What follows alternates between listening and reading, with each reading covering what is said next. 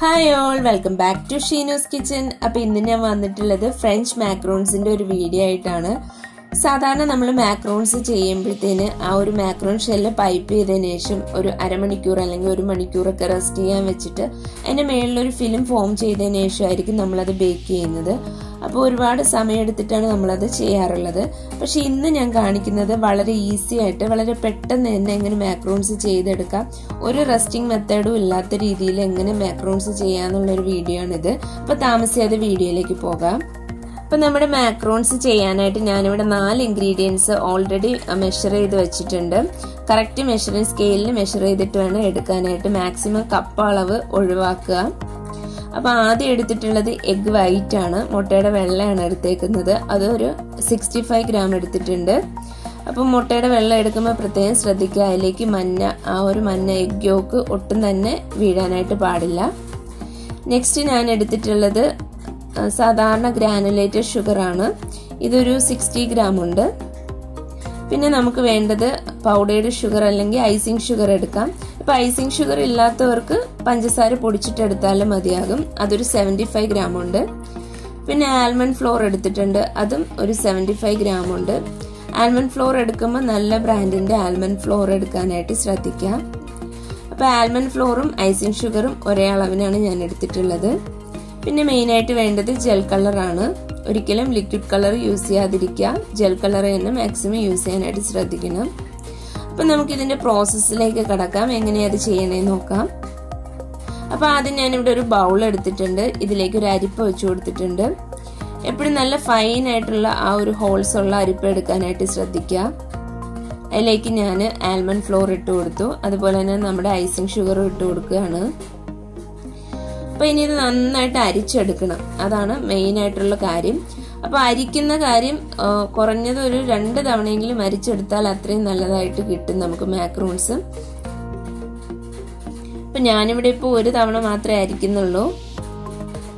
അപ്പൊ ഇതുപോലെ കട്ടകൾ ഉണ്ടാവും, അതൊന്ന് ജസ്റ്റ് ഇങ്ങനെ ഉടച്ചു കൊടുത്തിട്ട് ഒന്നുകൂടെ അരിച്ചെടുക്കാം.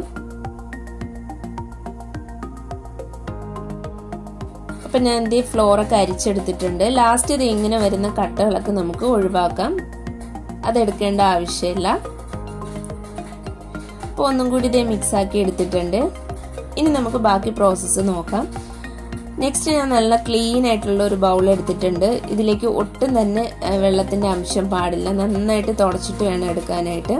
ഇനി ഈ ബൗളിലേക്ക് ഈ ഒരു എഗ് വൈറ്റ് ഒഴിച്ചു കൊടുക്കാം. അതിനുശേഷം ഇത് നന്നായിട്ടൊന്ന് ബീറ്റ് ചെയ്തെടുക്കണം. അപ്പൊ ബീറ്റ് ചെയ്യാൻ എടുക്കുന്ന ബ്ലൈഡൊക്കെ നല്ല ക്ലീൻ ആയിട്ട് നല്ല തുടച്ചിട്ട് വേണം എടുക്കാനായിട്ട്. അല്പം പോലും വെള്ളത്തിന്റെ അംശം പാടില്ല, എങ്കിൽ നമുക്ക് നമ്മൾ വിചാരിക്കുന്ന പോലെ എഗ് വൈറ്റ് പതഞ്ഞ് കിട്ടില്ല. അപ്പൊ നമുക്കത് നന്നായിട്ട് ഞാൻ ഹൈ സ്പീഡിൽ ഇട്ടിട്ട് തന്നെയാണ് ബീറ്റ് ചെയ്യുന്നത്. അത് ബീറ്റ് ചെയ്തെടുക്കുകയാണ്. അപ്പൊ ആദ്യം കുറച്ച് സമയം ഒന്ന് ബീറ്റ് ചെയ്യുമ്പോഴത്തേന് ഇത് ഇതുപോലെ ഒന്ന് പതഞ്ഞു വരും തുടക്കത്തിൽ തന്നെ.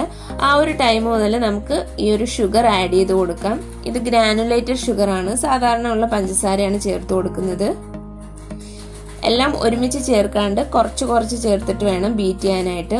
ആദ്യം ചേർക്കുന്ന ആ ഒരു അളവ് നന്നായിട്ടൊന്ന് മിക്സ് ആയി എന്ന് തോന്നുമ്പോൾ അടുത്ത കുറച്ച് പോർഷൻ കൂടെ ഇട്ട് കൊടുക്കാം. അങ്ങനെ നമുക്ക് ആ ഒരു പഞ്ചസാര തീരുന്നത് വരെ കുറച്ച് ആഡ് ചെയ്തിട്ട് നന്നായിട്ടൊന്ന് ബീറ്റ് ചെയ്തെടുക്കണം. അപ്പൊ ഇത് നല്ല സ്റ്റിഫ് പീക്ക് ആവുന്നത് വരെ നമുക്കിതൊന്ന് ബീറ്റ് ചെയ്തെടുക്കാം.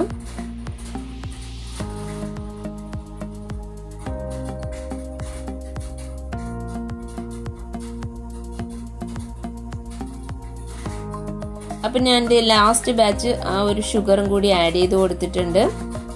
ഇനി അതും ഒന്ന് ഡിസോൾവ് ആയി നല്ലതുപോലെ ആകുന്നത് വരെ ഒന്നുകൂടെ ബീറ്റ് ചെയ്തെടുക്കാം. ഇതേ കണ്ടോ, ഇപ്പൊ ഒരു ഏകദേശം ഒരു 5 മിനിറ്റ് ആയപ്പോഴത്തേ തന്നെ എനിക്ക് നല്ലതുപോലെ സ്റ്റിഫായിട്ട് കിട്ടിയിട്ടുണ്ട്.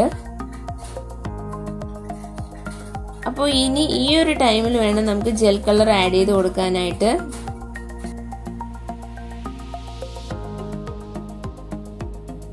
ഇപ്പൊ കളർ ആഡ് ചെയ്ത് കൊടുക്കുമ്പോഴത്തേന് എപ്പോഴും കുറച്ച് കൂടുതലായിട്ട് ആഡ് ചെയ്യുക, കാരണം നമ്മൾ ബേക്ക് ചെയ്ത് വരുമ്പോഴത്തേന് കളർ ഒന്നും കൂടി ഒന്ന് ഫെയ്ഡ് ആവും. അപ്പൊ നമുക്ക് ആവശ്യമുള്ള കളറിനേക്കാളും കുറച്ചും കൂടെ കൂടുതലായിട്ട് വേണം എപ്പോഴും ആഡ് ചെയ്ത് കൊടുക്കാനായിട്ട്. അപ്പൊ ഞാൻ ആഡ് ചെയ്തത് ഒന്ന് കുറഞ്ഞു പോയി. അപ്പം വീണ്ടും ഒരു 3-4 ഡ്രോപ്പ് കൂടെ ആഡ് ചെയ്ത് കൊടുത്തിട്ട് ഒന്നും കൂടി ഒന്ന് മിക്സ് ആക്കി എടുക്കുകയാണ്. അപ്പോൾ ഇത്രയും മിക്സ് ചെയ്ത് കഴിഞ്ഞാൽ പിന്നെ നമുക്ക് ബീറ്ററിന്റെ ആവശ്യമില്ല. ഫുള്ള് നമ്മൾ സ്പാച്ചില യൂസ് ചെയ്തിട്ടാണ് ഫോൾഡ് ചെയ്യുന്നത്. അപ്പോൾ ഇനി നമുക്ക് ഈ ഒരു ബീറ്റർ മാറ്റി വെക്കാം.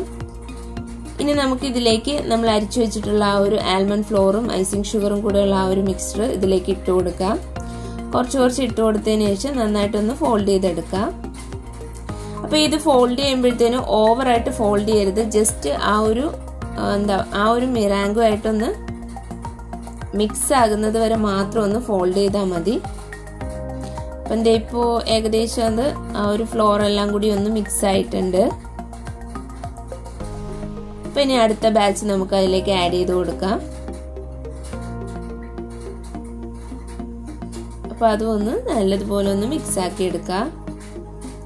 ഓവറായിട്ടിട്ട് നമ്മൾ അതൊന്ന് ഫോൾഡ് ആക്കരുത്. ജസ്റ്റ് അതൊന്ന് മിക്സ് ആയാൽ മതി.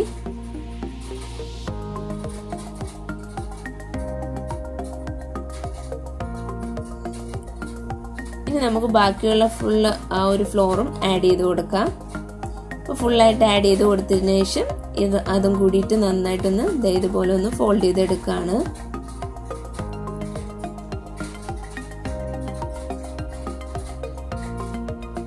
അപ്പോൾ അത് ഫുള്ളായിട്ട് ഞാനിത് മിക്സ് ചെയ്തെടുത്തിട്ടുണ്ട്. അപ്പോൾ ഇനിയുള്ള പ്രോസസ്സ് വേണം പ്രത്യേകിച്ച് നമ്മൾ ശ്രദ്ധിച്ച് ചെയ്യാനായിട്ട്. ഈ ഒരു പ്രോസസ്സിനെ നമ്മൾ മാക്രോണേജ് എന്നാണ് പറയുന്നത്. അപ്പം ഞാൻ ആ സെൻറ്ററിലൊന്ന് ആ ബാറ്റർ ഇങ്ങനെ ഒന്ന് സൈഡിലേക്ക് ഇങ്ങനെ ഒന്ന് ആക്കി കൊടുക്കുകയാണ്. എന്നിട്ട് അതിനനുസരിച്ചിട്ട് തന്നെ നമ്മുടെ ബൗളൊന്ന് റൊട്ടേറ്റ് ചെയ്ത് കൊടുക്കുക. ഒരു 3-4 തവണ ആ ഒരു പ്രോസസ്സ് കണ്ടിന്യൂ ചെയ്തതിന് ശേഷം ഒന്ന് ഇതുപോലെ ഒന്ന് ഫോൾഡ് ചെയ്ത് കൊടുക്കണം. അപ്പം ഞാൻ ശരിക്കും ഇതിൻ്റെ ഒരു കൺസിസ്റ്റൻസി, അതായത് നമ്മൾ പൈപ്പ് ചെയ്യേണ്ട കൺസിസ്റ്റൻസി എന്ന് പറയുന്നത് നല്ല ഫ്ലോയിങ് കൺസിസ്റ്റൻസിയിൽ നമുക്ക് കിട്ടണം.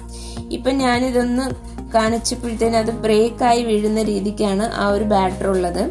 അത് മാറിയിട്ട് നമ്മുടെ ആ ഒരു റിബൺ കൺസിസ്റ്റൻസിയിൽ കിട്ടണം നമ്മുടെ ബാറ്റർ. ആ ഒരു ടൈം വരെ ഈ ഒരു പ്രോസസ്സ് ഒന്ന് കണ്ടിന്യൂ ചെയ്യാം. അപ്പൊ ഇടയ്ക്ക് ഒന്ന് ബാറ്റർ ഒന്ന് ചെക്ക് ചെയ്ത് നോക്കുക. ആ ഒരു ഫ്ലോയിങ് കൺസിസ്റ്റൻസി ആയിട്ടുണ്ടോ എന്ന് ചെക്ക് ചെയ്ത് നോക്കുക. അത് ഇതുപോലെ ഒന്ന് ചെക്ക് ചെയ്ത് നോക്കാം. ഇപ്പൊ ആയിട്ടില്ല, ഒരു 2 തവണയും കൂടി ചെയ്ത് കഴിയുമ്പോഴത്തേനും ഓക്കെ ആവും. ഇപ്പൊ എന്തേലും നമ്മുടെ ബാറ്റർ ഏകദേശം ആ ഒരു കൺസിസ്റ്റൻസിയിൽ എത്തിയിട്ടുണ്ട്. ഇത് ഇങ്ങനെ എടുക്കുമ്പോഴത്തേനും നല്ല ഫ്ലോ ആയിട്ട് റിബൺ കൺസിസ്റ്റൻസിയിൽ കിട്ടണം നമുക്ക്. ഇതാണ് പൈപ്പ് ചെയ്യേണ്ട റൈറ്റ് കൺസിസ്റ്റൻസി. അതുപോലെ തന്നെ നമുക്ക് ഈ ഒരു ബാറ്റർ വെച്ചിട്ട് നമ്മുടെ 8 എന്ന് എഴുതാൻ പറ്റണം. ബ്രേക്ക് ആവാണ്ട് നമുക്ക് 8 എന്ന് എഴുതാൻ കഴിയുന്നുണ്ടെങ്കിൽ അതാണ് കറക്റ്റ് കൺസിസ്റ്റൻസി. ഇനി നമുക്കിത് പൈപ്പിംഗ് ബാഗിലേക്ക് മാറ്റാം. അപ്പം ഞാനിവിടെ ഒരു പൈപ്പിംഗ് ബാഗ് എടുത്തിട്ടുണ്ട്. അതുപോലെ ഒരു ഗ്ലാസ്സിലേക്ക് ഇത് ഇങ്ങനെ ഒന്ന് ഈ ഒരു പൈപ്പിംഗ് ബാഗ് ഇറക്കി വെച്ച് കൊടുക്കുകയാണ്. ഇനി നമുക്ക് ആ ഒരു ബാറ്റർ ഇതിലേക്ക് ഫില്ല് ചെയ്ത് കൊടുക്കാം.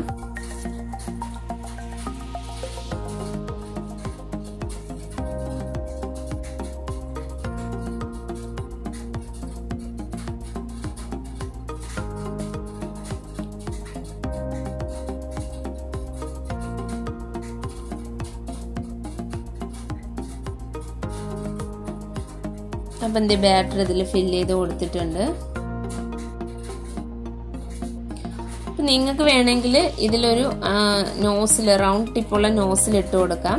ഞാൻ സാധാരണ നോസിൽ യൂസ് ചെയ്യാറില്ല. വെറുതെ ഇതുപോലെ അതിൻ്റെ ടിപ്പ് ഒന്ന് കട്ട് ചെയ്ത് കൊടുത്തിട്ടാണ് പൈപ്പ് ചെയ്യാറുള്ളത്. ഇനി ഞാൻ ഇത് ബേക്ക് ചെയ്യാനായിട്ട് എടുക്കുന്നത് ഇതുപോലുള്ള ഒരു ബേക്കിംഗ് ടിന്നാണ്. ബേക്കിംഗ് ടിന്ന് തിരിച്ചു വെച്ചിട്ടാണ് ഞാൻ ഇതിലേക്ക് ഈ ഒരു പാർച്ച്മെന്റ് പേപ്പർ ഇട്ട് കൊടുക്കുന്നത്. അപ്പം ഞാൻ സിലിക്കോൺ മാറ്റല്ല യൂസ് ചെയ്യുന്നത്, ഇതുപോലുള്ള പാർച്ച്മെന്റ് പേപ്പറാണ് യൂസ് ചെയ്യുന്നത്. പാർച്ച്മെന്റ് പേപ്പറിലേക്ക് ഞാൻ റൗണ്ട് കുക്കി കട്ടർ വെച്ചിട്ട് നമുക്ക് എത്ര വലിപ്പമുള്ള മാക്രോൺസ് ആണോ വേണ്ട അതിനനുസരിച്ചിട്ടുള്ള റൗണ്ട്സ് നമുക്ക് വരച്ചു കൊടുക്കാം. അല്ലാന്നുണ്ടെങ്കിൽ ഡയറക്റ്റ് പൈപ്പ് ചെയ്തും കൊടുക്കാവുന്നതാണ്. ഞാൻ എപ്പോഴും പാർച്ച്മെന്റ് പേപ്പർ യൂസ് ചെയ്തിട്ടാണ് ബേക്ക് ചെയ്യാറുള്ളത്. അപ്പം ഞാൻ യൂസ് ചെയ്യുന്ന പാർച്ച്മെന്റ് പേപ്പർ ഇതാണ്. ഇത് ഓയിൽ ഫ്രീ ആയിട്ടുള്ള ഒരു പേപ്പറാണ്. ഇതുപോലെ റോളായിട്ടാണ് നമുക്ക് കിട്ടുന്നത്. അപ്പം ഇത് യൂസ് ചെയ്താലും മതിയാവും സിലിക്കോൺ മാറ്റ് ഇല്ലാത്തവര്. ഇനി നമുക്ക് ഇതിന്റെ ടിപ്പ് ഒന്ന് കട്ട് ചെയ്ത് കൊടുക്കാം. ഒരുപാട് വലിപ്പത്തിൽ കട്ട് ചെയ്യണ്ട, ജസ്റ്റ് ഒന്ന് കട്ട് ചെയ്താൽ മതി. ഇനി നമുക്ക് ഈ ഒരു പാർച്ച്മെന്റ് പേപ്പർ അതിൽ നിന്ന് വിട്ട് പോകാണ്ടിരിക്കാൻ വേണ്ടിയിട്ട് ഇതുപോലെ ആ ഒരു ടിന്നിന്റെ എല്ലാ കോർണറിലും കുറച്ചൊന്ന് പൈപ്പ് ചെയ്ത് കൊടുക്കുക. അതിനുശേഷം അതൊന്ന് സ്റ്റിക്ക് ചെയ്ത് വെച്ച് കൊടുക്കാം.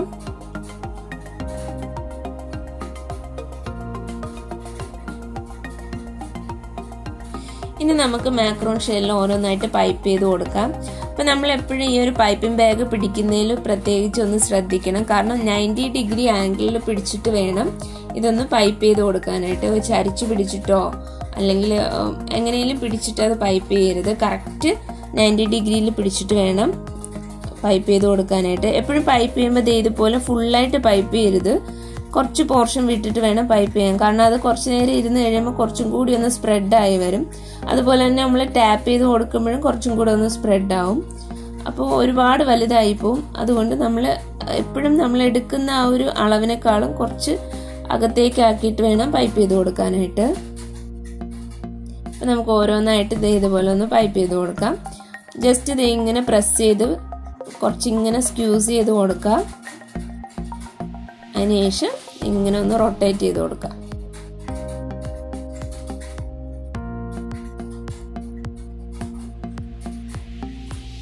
അപ്പം നമ്മൾ ഇതുപോലെ കറക്റ്റ് 90 ഡിഗ്രിയിൽ പിടിച്ച് ചെയ്യുമ്പോഴത്തേനും നമുക്ക് ഈവൻ ആയിട്ടുള്ള മാക്രോൺസ് കിട്ടും.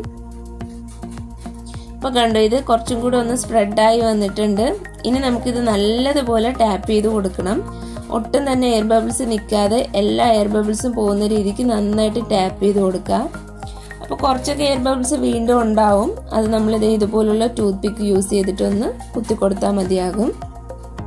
അപ്പോൾ ഈ ഒരു മാക്രോൺ ഷെല്ല് പൈപ്പ് ചെയ്യുന്ന ടൈമിൽ തന്നെ ഞാൻ എൻ്റെ ഓവൻ 140 ഡിഗ്രിയിൽ 10 മിനിറ്റ്സ് പ്രീഹീറ്റ് ചെയ്യാൻ വെച്ചിട്ടുണ്ടായിരുന്നു. അപ്പോൾ ഇത് നമ്മൾ റെസ്റ്റ് ചെയ്യാനൊന്നും വെച്ചിട്ടല്ല ഈ ഒരു മാക്രോൺസ് ചെയ്യുന്നത്. അതുകൊണ്ട് തന്നെ ഓവൻ ഓൾറെഡി ഞാൻ പ്രീഹീറ്റ് ചെയ്തിട്ടുണ്ട്. അപ്പോൾ ഇനി പ്രീഹീറ്റ് ചെയ്ത ഓവനിലേക്ക് ഒരു 5 to 7 മിനിറ്റ്സ് നമുക്ക് ഈ ഒരു ടിന്ന് വെച്ചു കൊടുക്കണം. അപ്പോൾ ആ ഒരു ചൂടിലിരുന്നിട്ട് മാക്രോൺസ് ഒന്ന് ഡ്രൈ ആയിട്ട് വരും. അപ്പോൾ ആ ഒരു 7 മിനിറ്റ്സ് കഴിയുമ്പോഴത്തേന് വീണ്ടും നമ്മൾ ടൈമർ ഒരു 15 മിനിറ്റ്സിൽ സെറ്റ് ചെയ്ത് കൊടുത്തതിന് ശേഷം ആ ഒരു 15 മിനിറ്റ്സ് ഇതൊന്ന് ബേക്ക് ചെയ്തെടുക്കാം. 140 ഡിഗ്രി തന്നെയാണ് ബേക്ക് ചെയ്യേണ്ടത്. അപ്പോൾ 140 ഡിഗ്രിയിൽ 15 മിനിറ്റ്സ് ബേക്ക് ചെയ്തിട്ടുള്ള ആ ഒരു മാക്രോൺസ് ആണിത്. സാധാരണ നമ്മൾ റെസ്റ്റ് ചെയ്തിട്ട് ചെയ്യുന്ന അതേ രീതിയിൽ തന്നെ അതേ പെർഫെക്ഷനോട് കൂടി തന്നെ നമുക്ക് ഈ ഒരു മാക്രോൺസും കിട്ടും. അപ്പം നമ്മുടെ മാക്രോൺസ് റെഡി ആയിട്ടുണ്ടോ എന്ന് നോക്കാനായിട്ട് മാക്രോൺസിന്റെ സെന്റർ പോർഷനിൽ ഒരു വിരൽ വെച്ചിട്ട് ഒന്ന് ജസ്റ്റ് ഒന്ന് അനക്കി നോക്കുക. അത് നല്ല സ്റ്റിഫായിട്ട് ഇരിക്കുന്നുണ്ടെങ്കിൽ മാക്രോൺസ് റെഡി ആയിട്ടുണ്ട്. അതല്ല ജസ്റ്റ് ഒന്ന് ഷേക്ക് ആകുന്നുണ്ടെങ്കിൽ അത് റെഡി ആയിട്ടില്ല. കുറച്ച് ടൈം കൂടെ നമ്മൾ വെച്ച് കൊടുക്കേണ്ടി വരും. അപ്പോൾ ഇനി ഇത് നന്നായിട്ടൊന്ന് ചൂടാറിയതിന് ശേഷം വേണം നമ്മൾ ഇതിൽ നിന്ന് ഈ ഒരു പേപ്പറിൽ നിന്ന് വിടുവിച്ചെടുക്കാനായിട്ട്. അല്ലെങ്കിൽ നമുക്ക് അടിഭാഗം ഒന്ന് ഒട്ടിപ്പിടിച്ചിട്ടായിരിക്കും ഇരിക്കുന്നത്. ഇപ്പം ഞാൻ അത്യാവശ്യം അതൊന്ന് ഡ്രൈ ആകാനുള്ള ടൈം കൊടുത്തിട്ടില്ല. അതുകൊണ്ട് തന്നെ അത് ഇളക്കിയെടുക്കാനായിട്ട് ചെറിയൊരു ബുദ്ധിമുട്ടുണ്ട്.